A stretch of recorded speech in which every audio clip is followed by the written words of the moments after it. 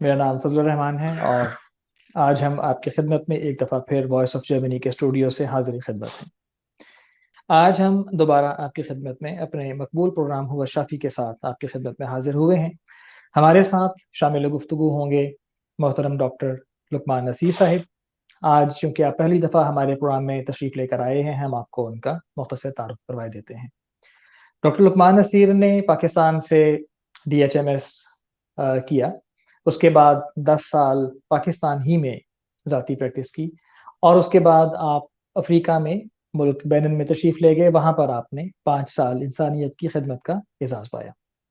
اس کے بعد 3 سال کے لیے آپ پاکستان واپس تشریف لے کر گئے۔ وہاں پر آپ نے پاکستان کے ممتاز ترین ہومیوپیتھک ریسرچ انسٹیٹیوٹ، جس کا نام Tahir homeopathic hospital research institute ہے، وہاں پر آپ نے 3 سال انسانیت کی خدمت کی، اور آپ نے ہمیں بتایا کہ آپ کا جو بہت بڑا اعزاز ہے، جس کو آپ اپنے لیے ایک بہت اعزاز کی بات سمجھتے ہیں، وہ یہ ہے کہ آپ نے وہاں پر پاکستان کے ایک بہت ہی ممتاز ہومیوپیتھ جناب ڈاکٹر وقار منظور وفرا صاحب کے ساتھ 3 سال خدمت کرنے کی توفیق پائی، اور ان کے تجربے سے مستفید ہوئے اور ان سے براہ راست رہنمائی آپ کو لینے کا موقع ملا۔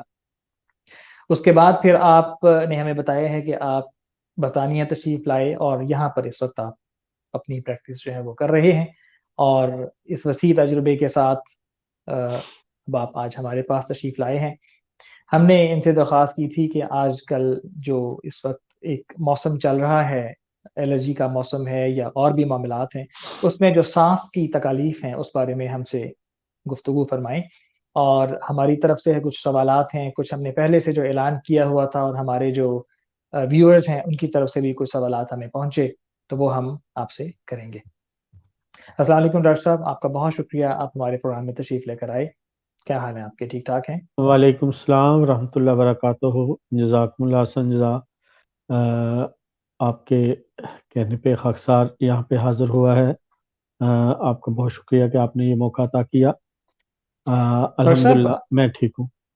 ڈاکٹر صاحب سانس کی تکالیف کے بارے میں اگر آپ ہمیں مختصر بتائیں کہ کیا کیا کس کس اقسام کی تکالیف ہوتی ہیں سانس کی، اور آج کل جو موسم چل رہا ہے اس حوالے سے سانس کی تکلیفیں بہت ہی زیادہ اس وقت زبان زد عام ہیں، اور لوگ بہت ساری سانس کی تکالیف میں مبتلا بھی ہیں۔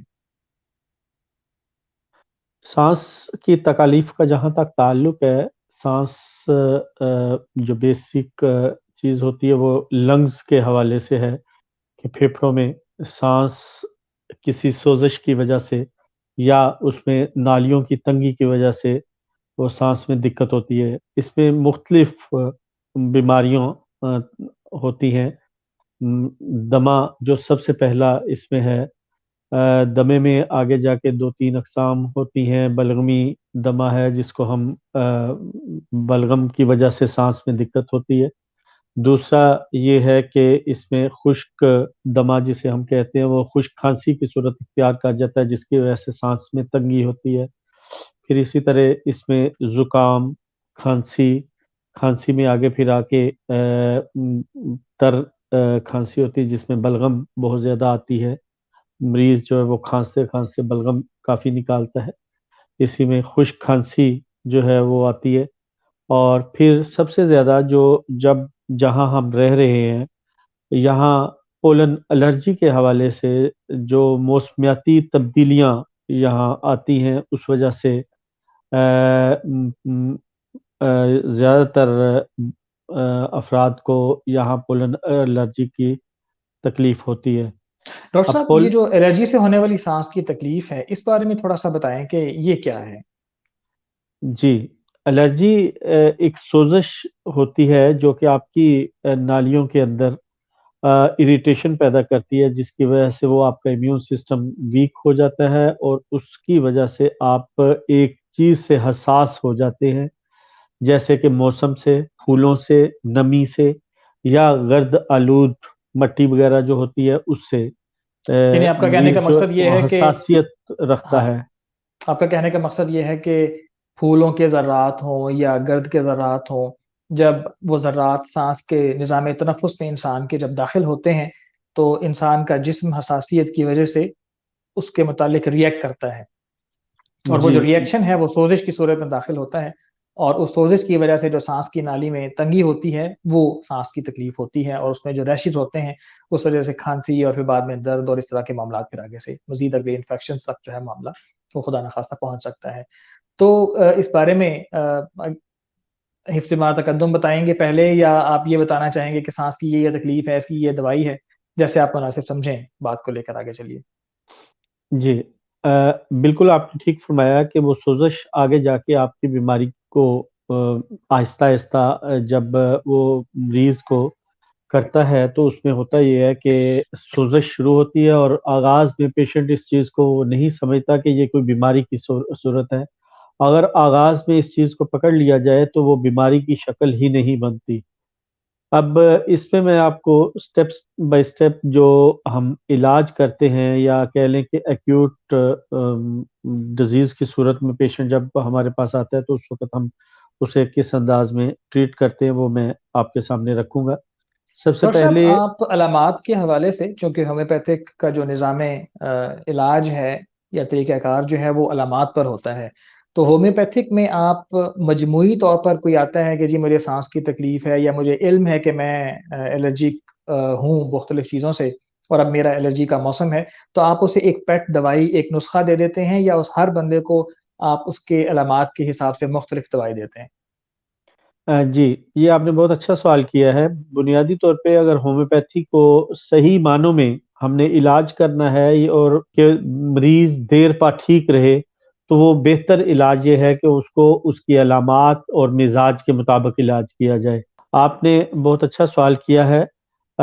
بنیادی طور پہ مریض جب ہم ہومیوپیتھی سے علاج کرتے ہیں تو وہ ہم علامات اور اس کے مزاج کو مد نظر رکھ کے ہی کرتے ہیں، اور اس سے ایک جو کامیاب ڈاکٹر ہے وہ ہمیشہ ہومیوپیتھی کی علامات اور مزاج کو مد نظر رکھے گا، اور ہم اس چیز کو مد نظر رکھ کے ہی چلتے ہیں۔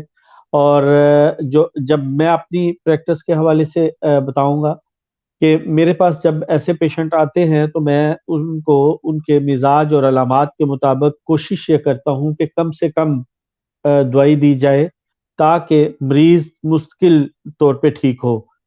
اگر ہم دوائی کا چھٹا مار دیں، جسے ہم چھٹا کہتے ہیں، کہ 4 5 6 7 دوائیاں ملا دیں، تو اس سے ہمیں کبھی بھی جو صحیح نتائج ملنے چاہیے شفا کے وہ نہیں مل پاتے۔ تو اس لیے ہم احتیاطی جو دوائی اس میں استعمال کرتے ہیں، یا حفظ متقدم ہم نے دوائی استعمال کرتے ہیں، وہ ٹیوبر کولینیم 1 mg ویکلی استعمال کرواتے ہیں۔ اس سے اللہ تعالیٰ کے فضل سے شفا جو ہو جاتی ہے۔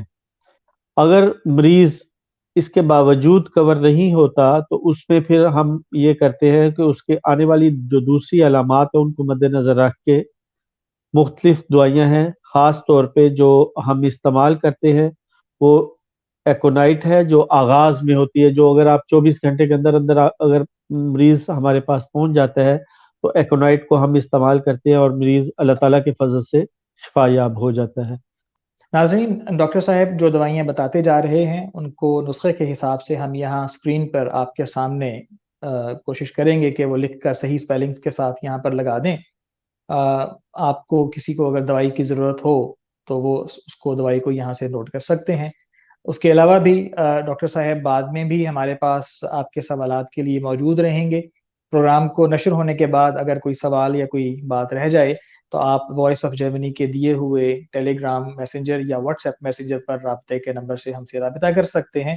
علاوہ ازیں آپ کومنٹس میں بھی اپنی رائے اور اپنے سوالات بھیج سکتے ہیں۔ جی ڈاکٹر صاحب فرمائیے گا۔ ابھی چونکہ وہ دوائی کا نام سامنے آ رہا تھا، میں نے کہا میں اطلاع کر دوں لوگوں کو کہ ہم آپ کی بتائی ہوئی ادویات کو کوشش کریں گے کہ اسکرین پر سامنے لکھ کر لگا دیں۔ جی بالکل ٹھیک ہے۔ اس کے بعد بیماری کی نوعیت بڑھتی جاتی ہے، اور اس میں ہم اگر چھینکیں، خاص طور پہ الرجی میں چونکہ چھینکیں اور نزلاتی کیفیات ہوتی ہیں، تو اس میں اگر چھینکیں صبح کے وقت آتی ہیں اور وہ سارا دن پھر جسم جو ہے وہ نڈھال رہتا ہے، تو اس میں خاص طور پہ سباڈیلا 30 میں بہت اچھا اثر کرتی ہے، اور اس کے بڑے ہی اچھے اور دیر پا نتائج ملتے ہیں۔ اس کے بعد ڈاکٹر صاحب یہ دن میں کتنی دفعہ لینی ہوتی ہے اور کس دن میں طاقت میں؟ 3 مرتبہ استعمال کرنی چاہیے، اور ساتھ اس کے اگر ٹیوبرکولینیم ویکلی لیتے رہیں تو اللہ تعالیٰ کے فضل سے 20 دن سے 1 مہینے کے اندر اللہ کے فضل سے شفا مل جاتی ہے۔ تو اسی طرح آگے موسمیاتی الرجی، خاص طور پہ یورپ میں جو بہار کا موسم آتا ہے تو اس میں بہت زیادہ مریض اس بیماری سے جو ہے وہ پریشان ہوتے ہیں۔ اس میں لیکسس بہت ہی کارآمد میڈیسن ہے۔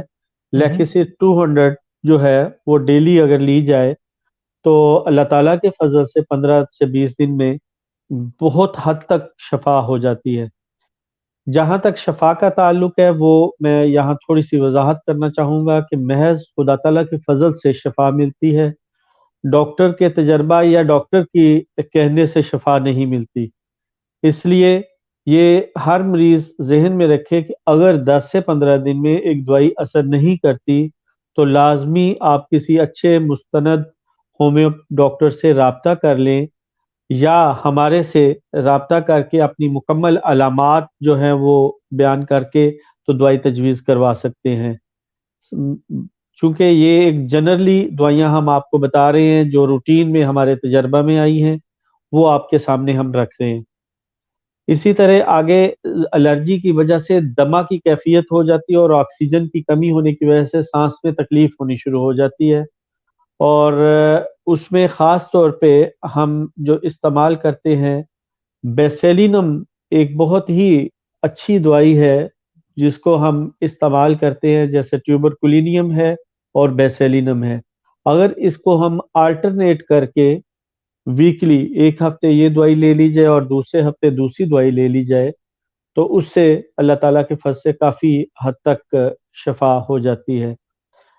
نیٹرم سلف ٹھیک ہے، ایک بہت پیاری میڈیسن ہے اسی حوالے سے، مگر اس پہ خاص طور پہ ایک چیز جو یاد رکھنے والی ہے، اس میں سانس کی دقت نمی کی وجہ سے ہوتی ہے جب راتیں ٹھنڈی ہوتی ہیں، تو یہ چیز خاص طور پہ یاد رکھنی چاہیے۔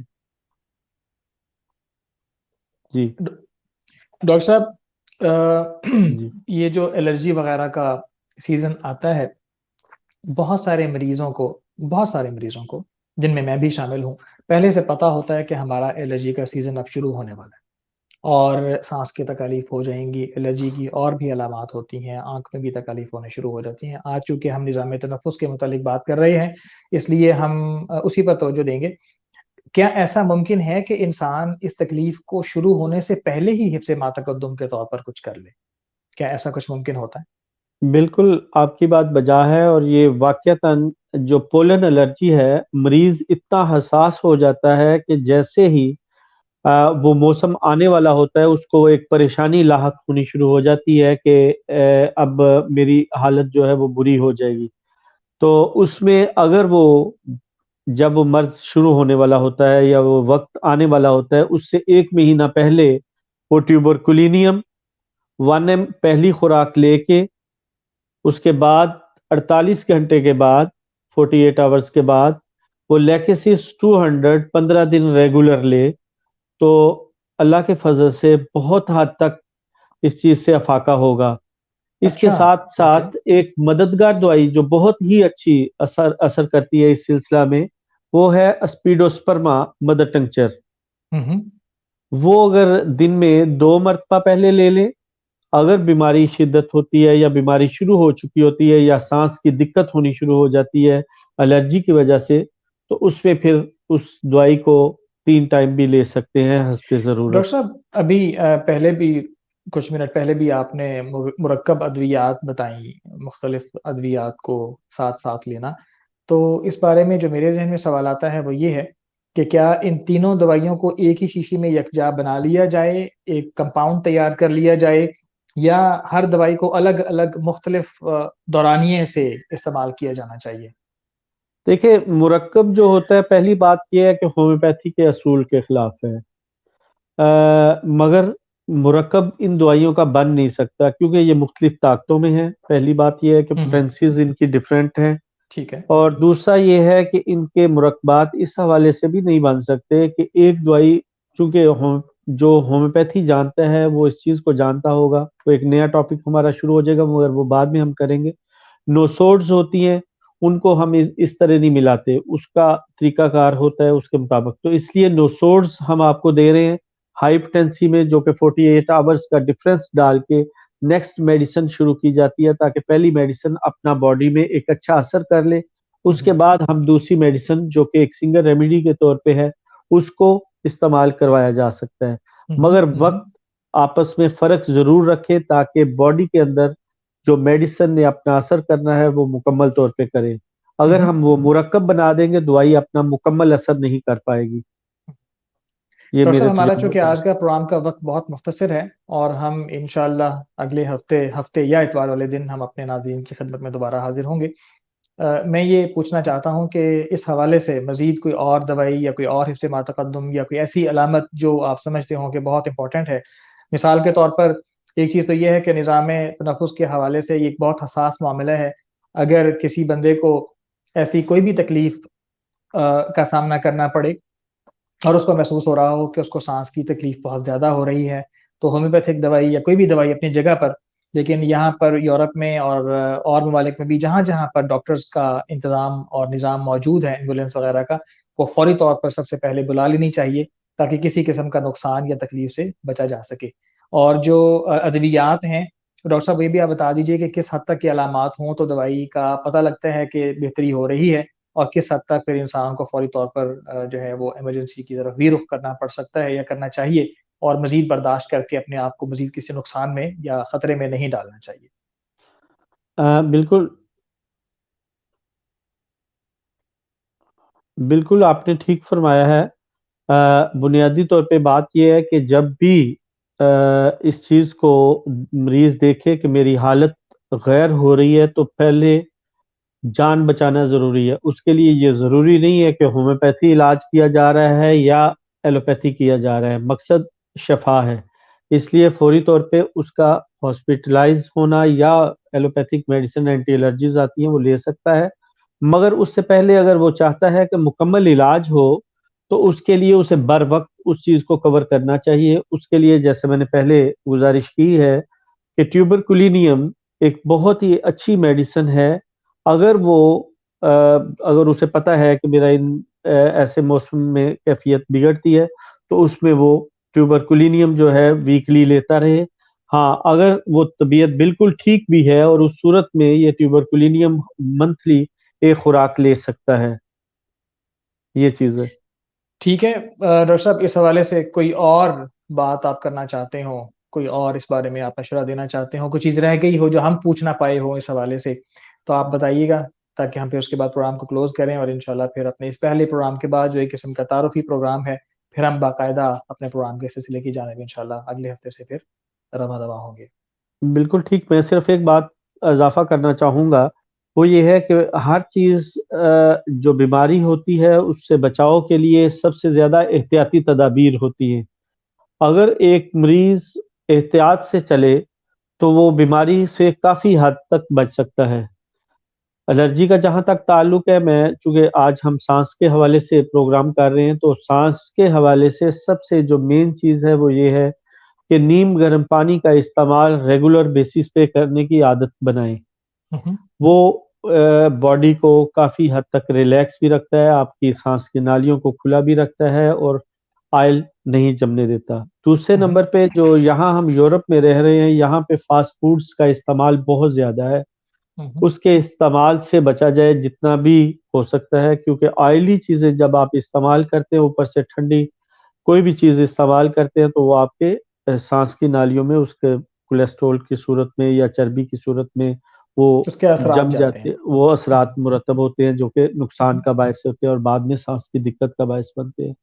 اس کے علاوہ ایک جو دیسی چیز ہے وہ میں ضرور کہوں گا, جو ایسے مریض ہیں وہ خاص طور پہ اپنی عادت بنا لیں کہ رات کو سوتے وقت دار چینی اور سونف کا قہوہ بنا لیں اور وہ ریگولر بیسس پہ پئیں. اس کا سانس کی تکالیف کو بہت حد تک سکون مہیا کرتے ہیں, اور صبح خالی پیٹ بھی پی سکتے ہیں اور رات سوتے وقت بھی پی سکتے ہیں, اور اس کا کوئی نقصان نہیں ہے. تو یہ چیزیں ہیں جو میں یہ چاہ رہا تھا کہ ہمارے ناظرین تک پہنچے. تو اللہ تعالیٰ ہر لحاظ سے تمام احباب کو اپنی حفاظت میں رکھے اور ہر تکلیف سے بچا کے رکھے. جزاکم اللہ صلی اللہ. ناظرین، ہم یہاں پر ڈاکٹر صاحب کا شکریہ ادا کرتے ہیں. ڈاکٹر صاحب، آپ کا تشریف لانے کا بہت بہت شکریہ. آپ نے ہمیں بہت مفید معلومات سے نوازا، اور آج کل چونکہ موسم بھی ہے اور الرجی جو ہے وہ ہر بندہ جو الرجی کو جانتا ہے، جس کو الرجی کی تکالیف ہیں، وہ بہتر سمجھتا ہے کہ اس موسم میں الرجی اپنے پیک پر ہوتی ہے. اور میں خود کچھ ہفتے پہلے اس تکلیف سے بڑی پریشانی کے ساتھ گزرا ہوں. ہر الرجی والے کو جب انسان کو سانس میں تکلیف ہو، یا ناک بند ہو، پانی نہ پیا جائے، کھانا نہ کھایا جائے، سویا نہ جائے، تو انسان کو پتا ہوتا ہے کہ وہ کس تکلیف سے گزر رہا ہے. وہ تمام احباب جن کو الرجی ہے وہ اچھی طرح بہتر جانتے ہیں کہ ہم کس بارے میں بات کر رہے ہیں. ڈاکٹر صاحب، آپ کی ادویات کا حفظ ما تقدم کے طور پر ان اقدامات کا، جس کی وجہ سے ہم سب اگلے سال، یا کچھ لوگ جن کو سال کے درمیان میں الرجی ہوتی ہے، جون جولائی اگست کے مہینوں میں، وہ اگر ابھی سے حفظ ما تقدم کے طور پر آپ کی بتائی ہوئی ادویات کو استعمال کرنا شروع کریں تو وہ اس سے بچ سکتے ہیں. تو میں آپ کا بہت شکریہ ادا کرتا ہوں. جزاکم اللہ تعالیٰ احسن جزا. ناظرین، اس کے شکریہ. ساتھ ہی ہم اپنے پروگرام کے اختتام کی جانب چلتے ہیں، اور انشاءاللہ آپ کی خدمت میں ہم ریگولر حاضر ہوتے رہا کریں گے. ہمارے ساتھ جڑے رہیے گا. السلام علیکم ورحمۃ اللہ وبرکاتہ.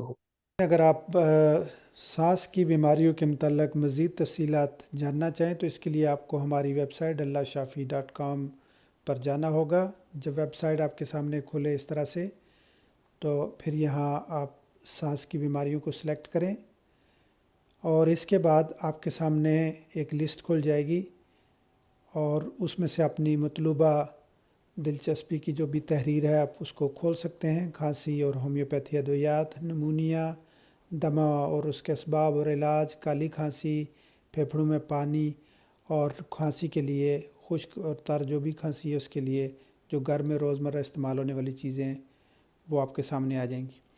جب بھی آپ کسی تحریر کو کھولتے ہیں تو لیفٹ سائڈ پہ یہ آپ دیکھیں اس کے متعلقہ ساری تحریریں آپ کے سامنے نظر آ جاتی ہیں، اور اسی طرح آخر پر جا کر بھی آپ کو یہ ساری تحریریں نظر آتی ہیں. اگر آپ ہم سے مزید کسی بارے میں معلومات لینا چاہتے ہیں یا تفصیلات بتانا چاہتے ہیں تو آپ ہم سے رابطہ کر سکتے ہیں، اور رابطے کے لیے آپ کو یہاں جانا ہوگا. یہ ایک سمپل سا فارم ہے، آپ اس کو پر کریں، نام لکھیں، ای میل لکھیں اور اپنا پیغام لکھیں، چاہے اردو میں انگلش میں، اور یہ ہمیں بھیج دیں. ہماری ٹیم آپ کو جواب دے گی. یاد رہے کہ ہمارے پروگرام کا مقصد اور ہماری ویب سائٹ کا مقصد آپ کو ہومیوپیتھی اور دیسی طب اور عام روزمرہ استعمال ہونے والی چیزوں کے بارے میں معلومات باہم پہنچانا ہے. علاج کی غرض سے آپ اپنے قریبی ڈاکٹر یا قریبی ہومیوپیتھی ڈاکٹر سے رجوع کریں. شکریہ.